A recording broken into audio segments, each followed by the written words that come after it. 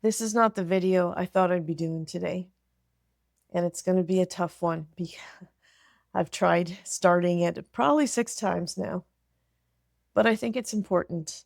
And I also want to do this to honor someone special. Yesterday, I received a message from a friend that a good friend of ours had been killed in a car accident. I've known him for over 20 years, and we were colleagues. And he was one of these guys that gave everything. He was a tremendous teacher, leader, administrator, friend, father, husband. He was a bright light in this world.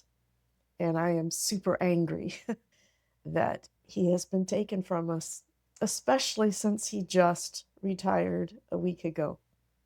I want this video to be about the importance of our friends and the role that they play in our lives, and to not take them for granted. One of the things that happens when you retire is you have more time to think. And because I'm retired and I'm at this stage of my life where we do tend to be a little more reflective, I have been thinking about the role my friends have played in my life. And then when this happened, it just brought everything to a head. So today, I want to talk about how our friends just show up in our world differently. To me, they're like chosen family. And everyone's situation is going to be different. But as I look back on my life, I realize just how big a role my friends played in support and encouragement, getting me through some really hard times. I mean, they were there at the worst times of my life. I know one day I was dropping my oldest son off at university, and when I came home, I was a mess. I sat in the tub and absolutely fell apart. And then I got the phone call from my girlfriend saying, "Get your pajamas on, get over here. We have wine and blizzards." They knew my life had changed forever that day. Going through my divorce in a very toxic relationship, I know I leaned on a few of my friends a lot. They listened to me for hours and hours and hours.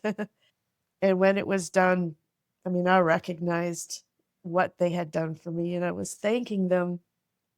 One of my friends said to me, "Lisa, you would bring me a cup of sugar at 2 in the morning if I asked you for it.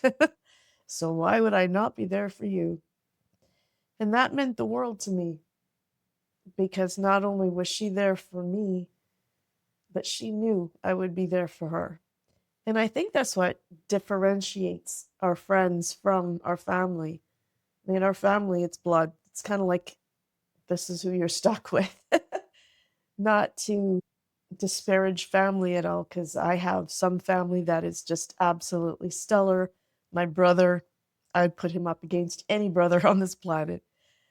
And I have some family who are not so great.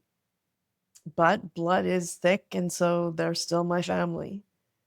But my friends, over the years, we choose each other again and again and again when we don't have to. I have a core group of friends that I've known since I was 8 years old. I went to a small country school, and when we graduated together many years ago, there was 11 of us, and 5 of us are still pretty tight these days. We call ourselves the old farts from the fort. And having people who have known you for 50 plus years, it's almost a relief because you don't have to go over your history with them. They already know you and they still love and accept you for you who you are, the good, bad, and the ugly, year after year after year.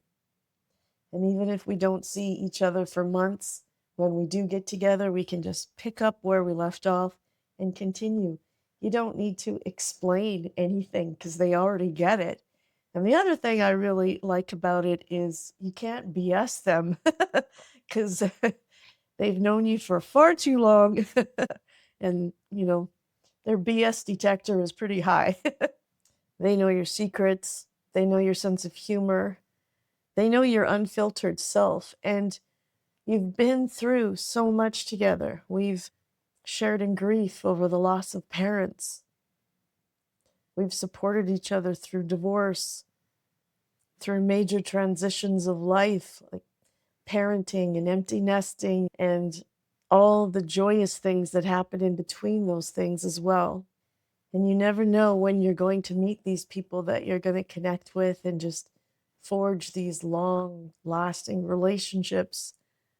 Work does tend to be a place where you can meet these friends, and there's something unique about teachers, I think.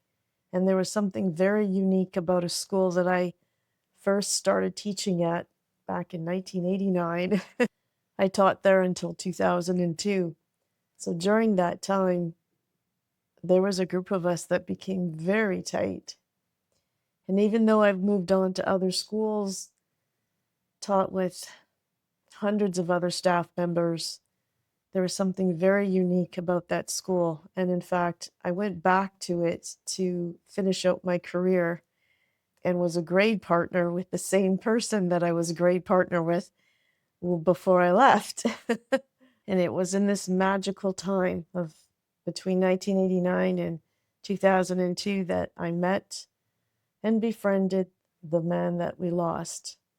He started in 1993, and apparently he had reached out to me for some help. And what I had done, and I have no memory of this, but what I had done is sat down and wrote him something like 6 pages of advice in green pen. He hung on to that for years. He actually showed it to me years down the road because he was so impressed that I would take the time to help him out this way. But that's what we do. We're in the trenches together. We need to help each other out. Sometimes you meet colleagues and they become lifelong friends. If this video brings somebody to mind, then please reach out to that person today. If you haven't talked to them for a while, send them a text message, make a phone call, say the things that you want to say, because you just never know. You may never get that chance. At a time like this, I'm really struggling for words.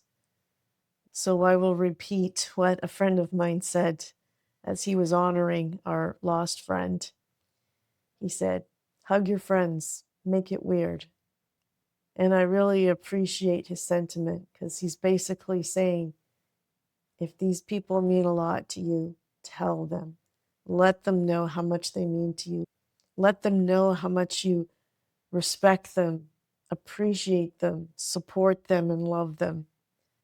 Send the text message, make the phone call, send cards, take them out for coffee, just do something to let them know how grateful you are to have them in your life, because you just might not get that chance. Life is so fragile and our friendships are so precious, and neither should be taken for granted. So I'm going to say it again. Hug your friends, make it weird, and thank you for listening today.